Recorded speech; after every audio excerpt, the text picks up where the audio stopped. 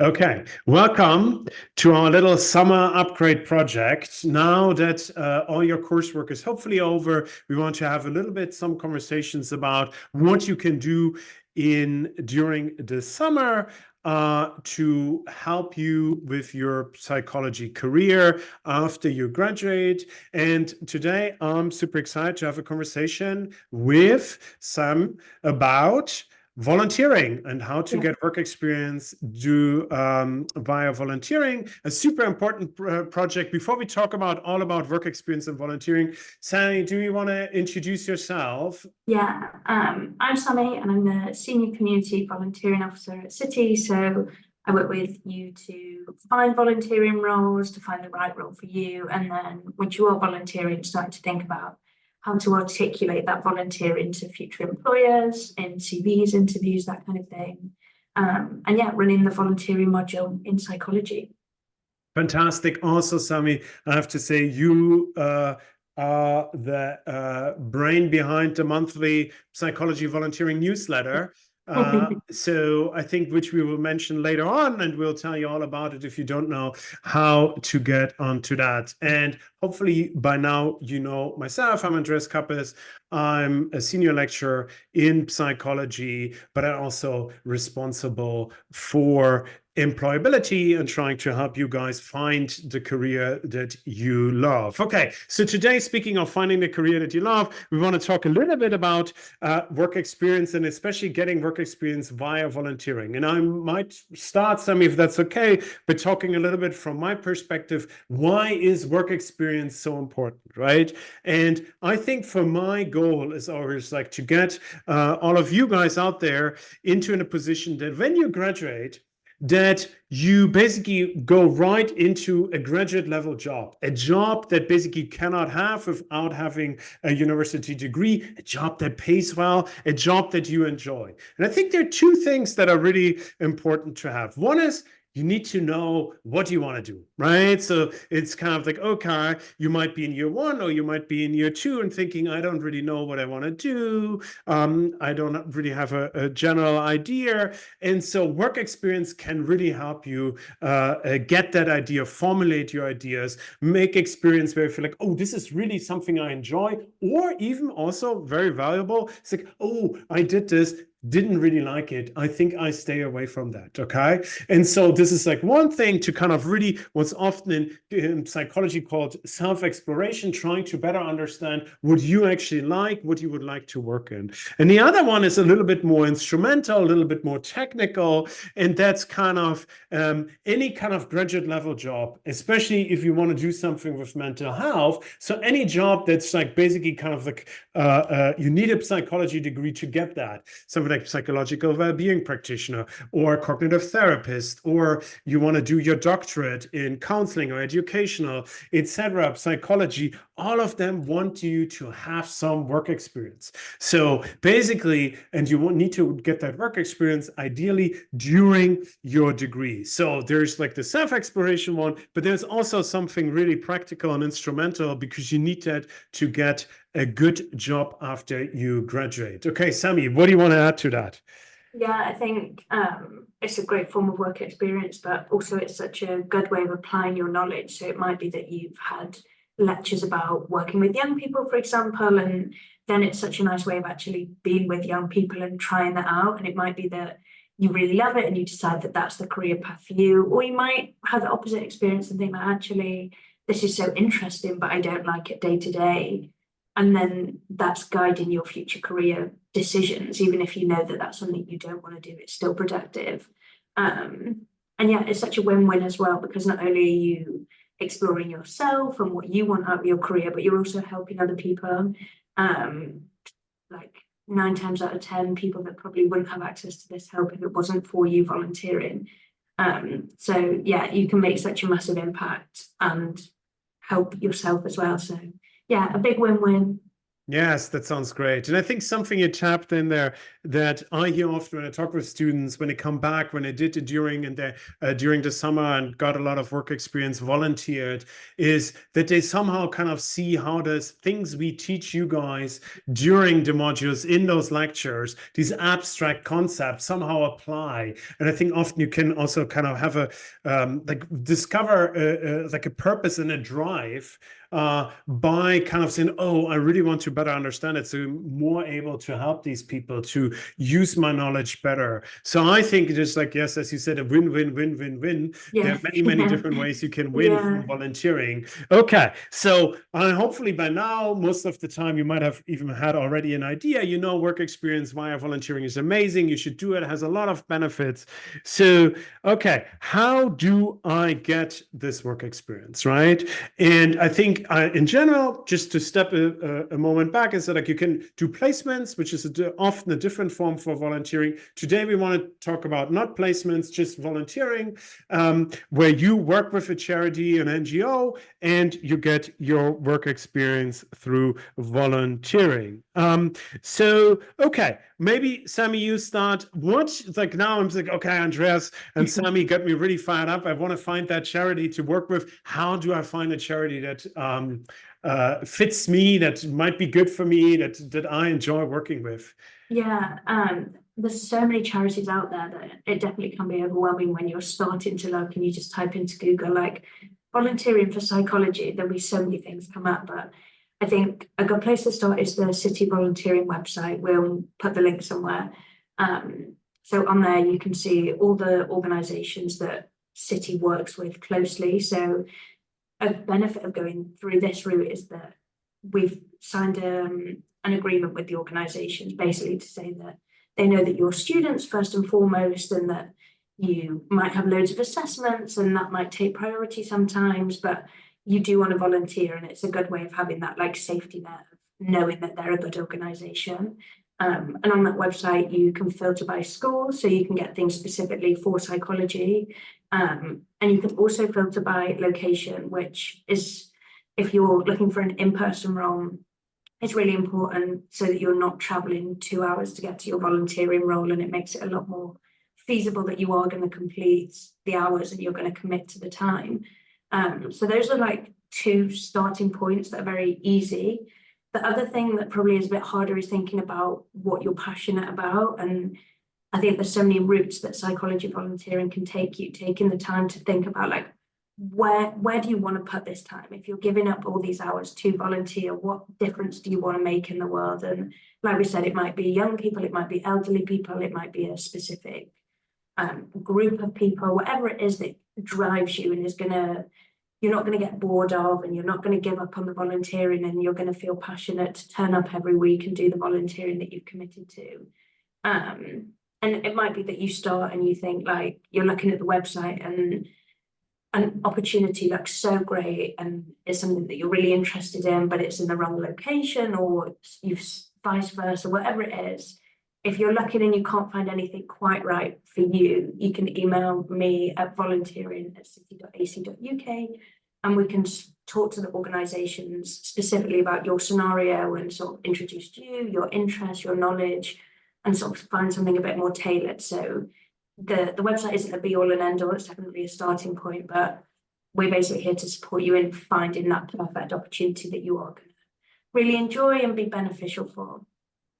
Yes, I think the other, which I think I often hear, is like when I talk to students, there's like, oh, I'm about to trying to do something in mental health in a year 3, and it's like, oh, so did you get some work experience? Like, oh, clinical work experience is so hard to get, and it's like, actually, it's not that hard. It's not that hard to get a really good volunteering opportunity because there are so many people in need, so many charities who need you. So Yeah. I think you should be really encouraged. You can basically decide on what fits you best. You can do it in person, you can do it online, and so there's like often some charities are very flexible with their timing. Some we'll mention later on. So I think it might be worth yes, sorry, it's you just please worth go ahead. saying that a lot of charities will give you a lot of training. So I think there's often a level of like fear or nervousness around starting a clinical role, but they don't just let you loose. There is such good training in place before you're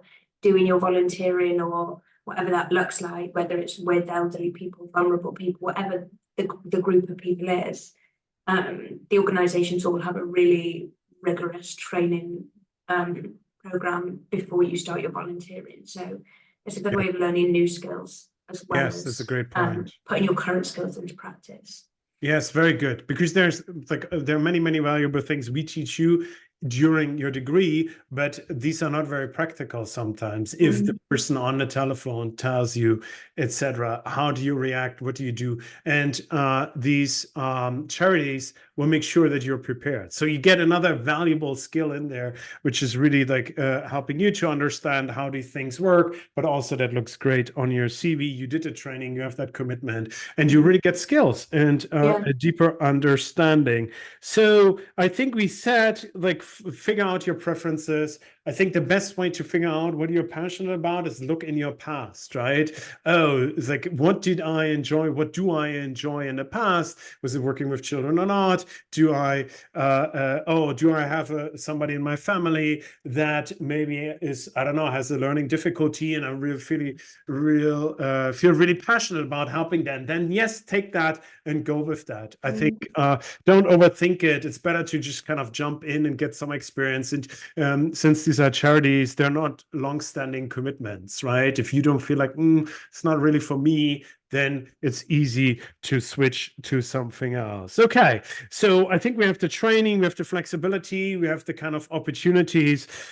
Sami, maybe do you want to like tell us about 3 charities we love? We love more than 3 charities each, but I thought it's kind of good to pick maybe 3 and say, hey, these are maybe good starting points. And I think we will then mention where you can find more. But Sami, maybe you start.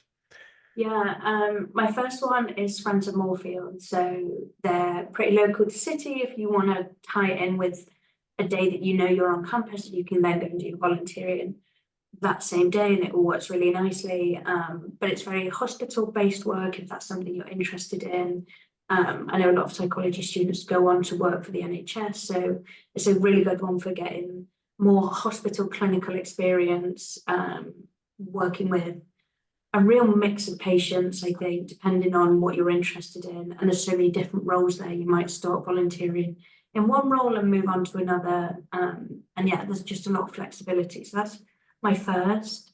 The next is Keen London. They work with young people with specialist learning needs and this kind of thing, putting on events, fun play events for them. And yeah, it's just a really nice way of working with young people and getting that experience to sort of feel like what it is actually like to be with young people rather than just the knowledge that you might already have. And then my final one is the REM project, which is a listening service. So it's fully remote. The volunteering is, if that's what suits you. If you can't commit to the same place in the same time every week, fully remote might be the way to go. And it's an anonymous phone line that's a support system. So they give you a lot of training in how to deal with the phone calls that are coming in, where to signpost and that kind of thing. But yeah, really positive experience overall. So those are my top 3, I'd say. Okay. So this is good. I think your top 3 and my top 3 are 3 different charities, but there's a large overlap in what they do. I think it's quite interesting. So I think you started with something local in person. Let me start with something local in person then as well. The Listening Place, which I really like. This is a place where if you volunteer, among other things, you would listen to people who think, as they put it, who feel like maybe life is not worthwhile living anymore. So suicide prevention. And so you would meet in person and talk to people who are in a difficult spot and who feel they're running out of hope. And I think that's a local place, I think, and it's in person. So you can see like a great opportunity to get real clinical experience here in working with people who have suicidal tendencies. So that's one. I think you mentioned one working with people with, I think, learning difficulties or disabilities. I think one similar here, which I really like, is the resources for autism, which is, I think they support people who, autistic people, and try to kind of help them along their way. They have a wonderful training before you start where you learn a lot. So if you're passionate about kind of developmental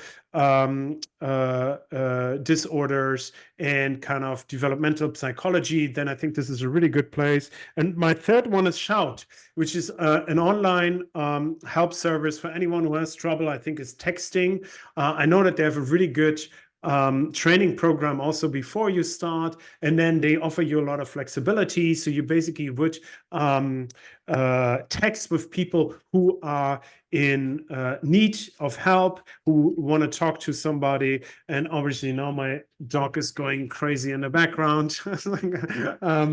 And where did I stop? Oh yeah, let me just, okay, Sam, I'll pass the mic to you, and then I'll just shut up here. So Shout, really good place, really flexible in terms of time, really flexible in terms of your commitment, and wonderful a place to volunteer training. Sorry, my dog left the room, and so I can focus again. I hope that was not too distracting. Okay, so before we kind of close, I just want to take 2 or 3 minutes to talk about your module. So as some of you might know, some might not know, in the third year, you have electives. So instead of us telling you exactly what you have to do in your third year, you can choose things. And if you have a certain number of hours volunteering, then you can choose the volunteering module. I think this is part of the, like, we think volunteering is so important and gives you so many experience that we want to kind of highlight that, the importance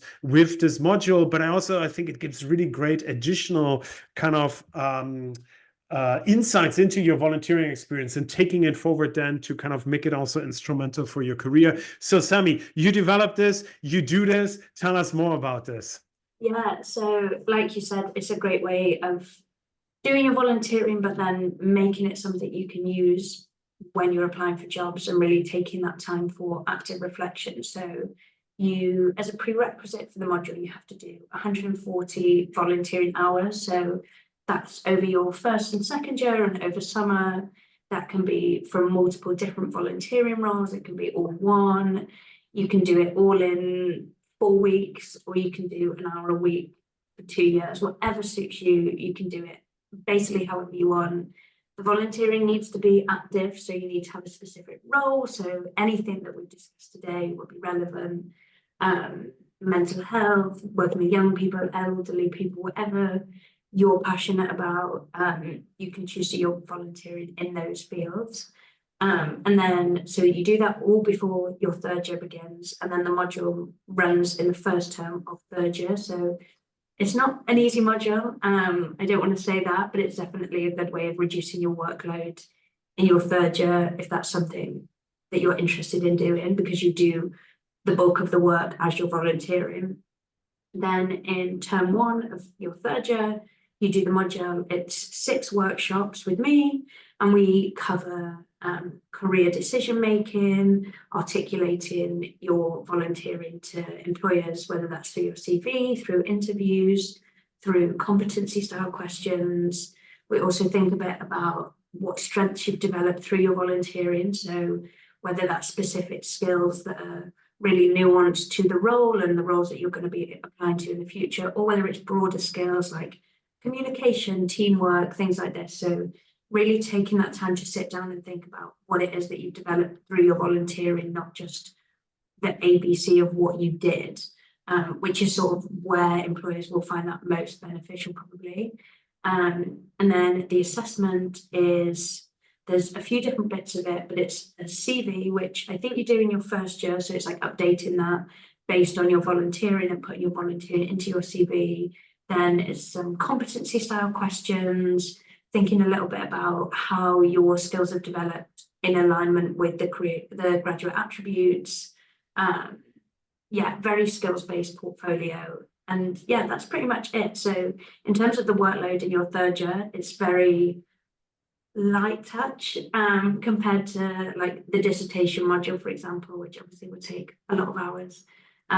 But you've, like I said, you've done the bulk of the work by doing the volunteering, and that's something that was really important to us, was that was recognized, that your volunteering is really important and that time is really valuable.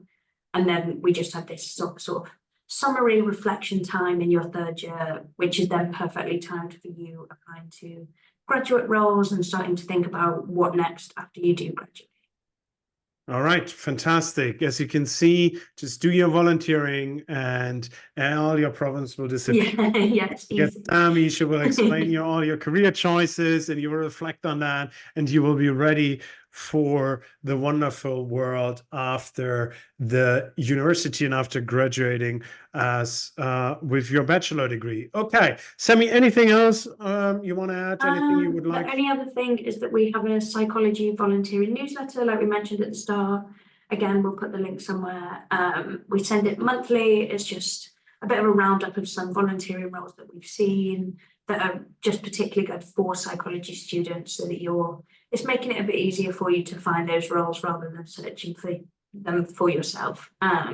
So yeah, sign up for that. It won't plug your inbox, I promise. Yes, fantastic. And from my side, if you go to our career Moodle page, there are tons of information from the careers team, from us, links to Sammy's email address, all of these things, everything is there. So if you are enthused to get some volunteering experience, check out also our career Moodle page, with much more information. And then I wish you a wonderful summer. Yeah. Sammy, thank you so much for taking the time. Thank you for having me. And hope to see you soon. Bye.